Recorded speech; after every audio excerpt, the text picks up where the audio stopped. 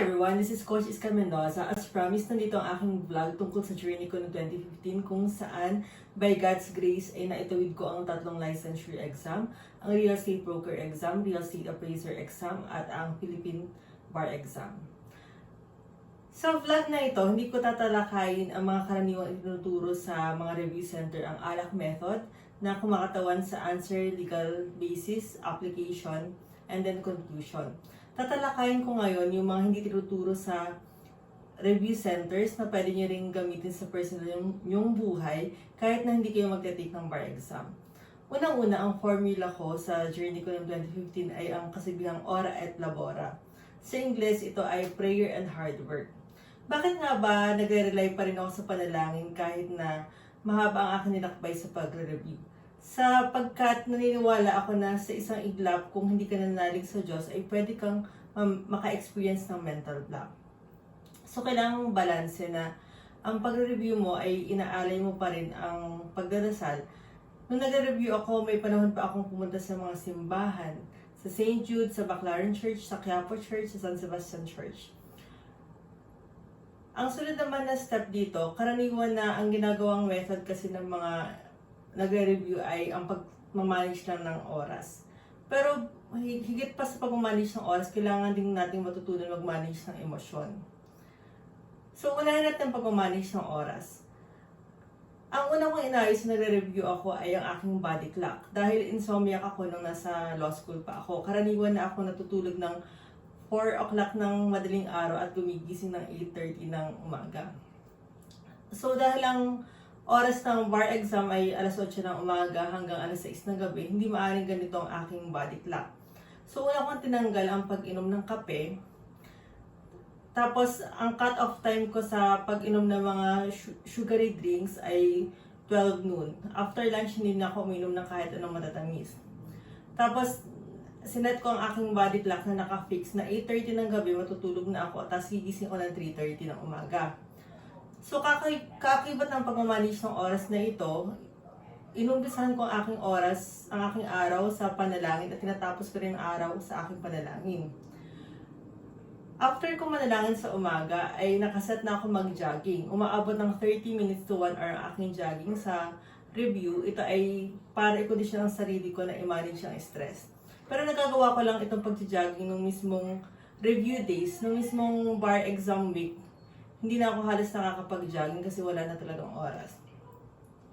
Tapos sa pag-manage din ng oras, kailangan yung malaman kung ilang oras ba yung epektibo kayong matulog. So, kasi mahalaga na pagganahan niyo yung short-term and long-term memory.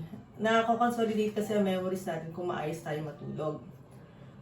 And yung sa time management din, in-adjust ko din yung aking diet kasi bago mag-review, semi-vegetarian kasi ako nun, I only eat veggies, fish, and chicken. So, hindi kasi pwedeng sa bar exam review kasi limited yung time mo mag-isip ng kakainin. So, naging flexitarian ako nun.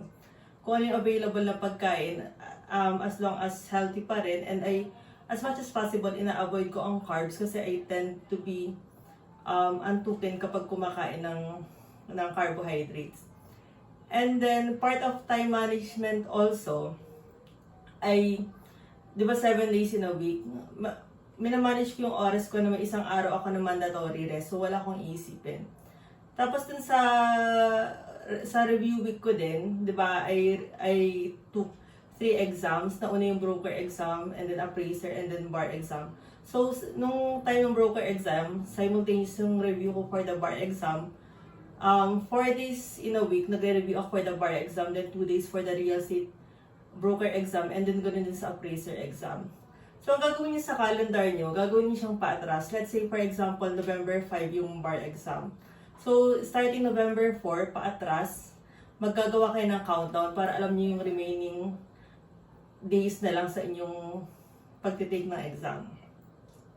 And then, for emotion management naman, may mandatory rule ako na no drama policy. So, as much as possible, ina-avoid ko yung mga conflict. Kasi iisipin mo yun mababother ko kung may ginawa ka bang masama or something, kung sakit ka ng damdamin ng isa, ng ibang tao, and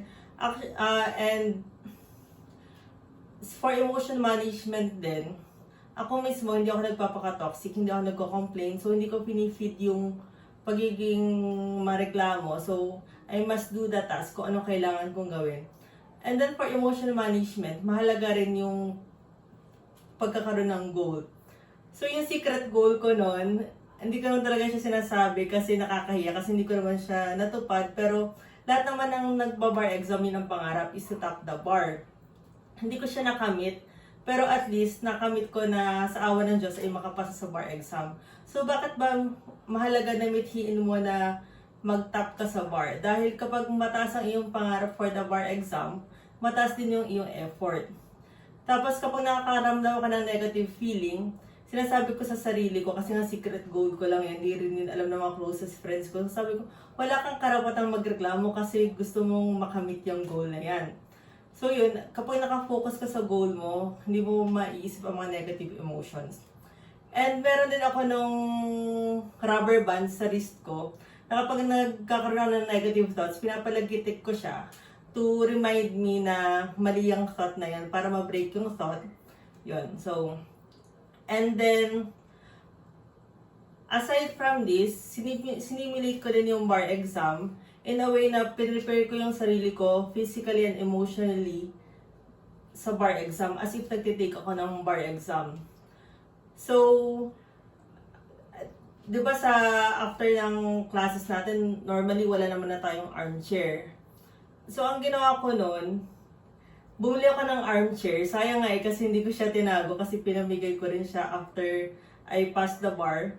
So, bumili ako ng armchair. Tapos, every Sunday, nung last month before the bar exam, nagpa-practice ako din magsulat. Nung time kasi namin, handwriting pa yung exam. And then, mahina kasi yung attention span ko and I can stand sitting on an armchair for 4 hours. So, pinractice ko na 4.5 hours na nakaupo ako at nagsusulat para ma-develop yung patience ko na i-hurdle ko yung bagay na during the bar exam. And then, yung dilemma ko pa nun is I usually frequented the comfort room to pee. So, minanage ko rin yung water intake ko during my practice month nga na as if nagtitake na ako ng bar exam. Tapos yung food din nakakainin ko for the bar exam day, pinractice ko din siyang kainin on the last month before the exam. So, na Sunday, kasi nga I avoided carbohydrates, yung kanin, kasi antukin ako nun. So, I had this cheesy egg desal from McDonald's kasi yun yung malapit sa dormitory ko. So, yun yung meal ko for the morning and sa lunch din. Tapos, what else? Nung bar exam din, hindi ako nag-hotel kasi I know yung personality ko na mabilis akong ma-pressure kapag madami akong naririnig na mga pinag-uusapan about the bar exam. Although, I always appear to be grace under pressure, pero nakaka-pressure kasi na nagpapanik yung environment. So, I just chose to stay at my dormitory. And then, yung sa about the last minute tips naman, isa pa yung nakakapanik. So, hindi ko rin kinuha yung mga last minute tips kasi aside sa kailangan kong pumunta ng maaga sa hotel to get it, i-analyze ko pa kasi yung mga sagot dun eh. Hindi kasi ako yung passive reader, so kailangan ko pa siyang i-analyze, i-evaluate. So, parang for me, ma-aksay lang yung time ko instead na mag-focus ako dun sa mga codals itself.